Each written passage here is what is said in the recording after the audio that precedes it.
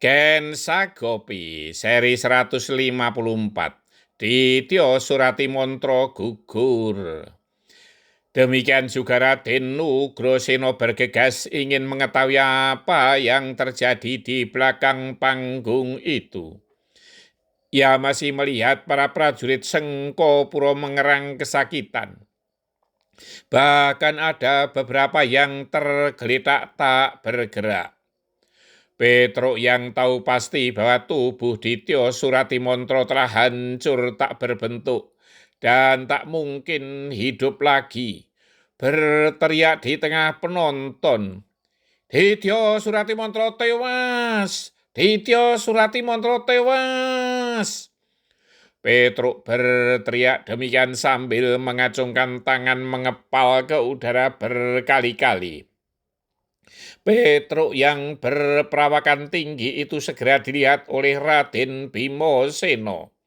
Raden Bimoseno percaya dengan apa yang diteriakkan oleh Petruk. Terlebih sampai beberapa saat Dityo Suratimantra tidak muncul ke gelanggang seperti sebelumnya. Namun para penonton tidak yakin dengan apa yang diteriakkan oleh Petruk itu. Bahkan mereka menganggap Petruk sebagai orang gila yang sedang kumat.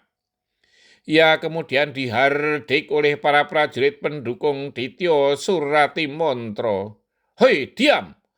Kau orang gila, kurobek mulutmu!" Namun Petruk justru semakin keras berteriak, "Suratimantra tewas! Suratimantra tewas!" Raden Ugrasena setelah mengetahui keadaan yang sebenarnya di belakang panggung, yakin bahwa tubuh Dityo Suratimantra telah hancur di dalam kolam semongko yang mendidih dan tak mungkin bangkit lagi. Segera menuju ke tengah gelanggang. Raden Ugrasena segera mengangkat tangan Raden Bimoseno sambil berkata lantang, "Hadu Jago, Jago Mandura melawan Jago Sengkopuro telah selesai, dimenangkan oleh Jago Mandura. Raden Bimoseno putra Pandu, Dityo Suratimantra benar-benar telah tewas." Seketika alun-alun bergetar oleh sorak-sorai kawula dan para prajurit Mandura sambil berteriak, "Hidup Bima Putra Pandu! Hidup Bima Putra Pandu!"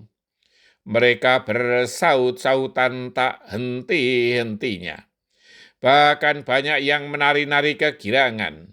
Yang semula dianggap mustahil kini menjadi kenyataan. Dityo Suratimantra benar-benar telah tewas. Walau mereka semua tidak tahu bagaimana jasad Dityo Suratimantra bisa hancur, padahal berkali-kali bisa hidup kembali.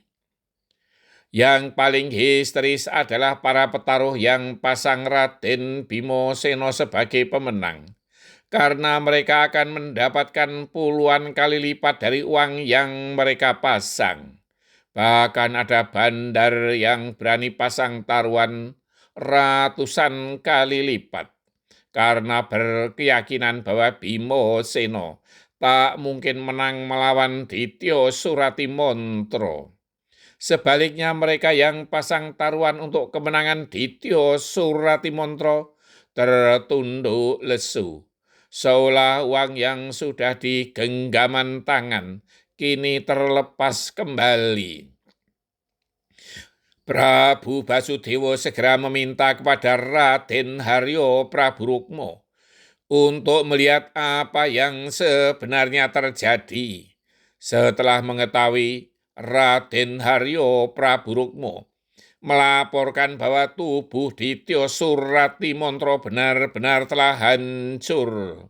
Namun ia juga belum mengetahui mengapa kolam semongko bisa mendidih.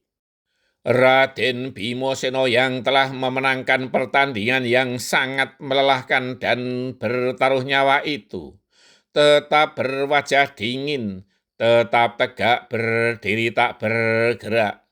Ia tidak pula menyaut sorak-sorai yang mengeluh-elukan namanya.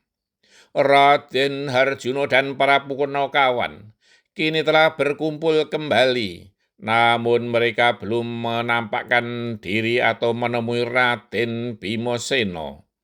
Raden Harjuno masih menunggu perkembangan keadaan. Di panggungan sebelah selatan, Prabu Anom Kongso Dewo berdiri dengan muka merah padam menahan amarah. Tangan mengepal, mata nanar melotot, mencari sesuatu untuk melampiaskan amarahnya.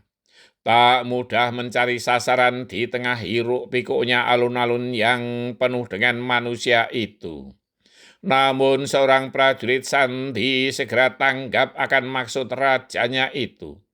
Ia kemudian mendekat dan memberi isyarat di mana sasaran yang dikendakinya. Bersambung. Menjadi orang janganlah sombong, angkuh, dan tinggi hati. Seakan tak akan ada orang yang mampu menandingi.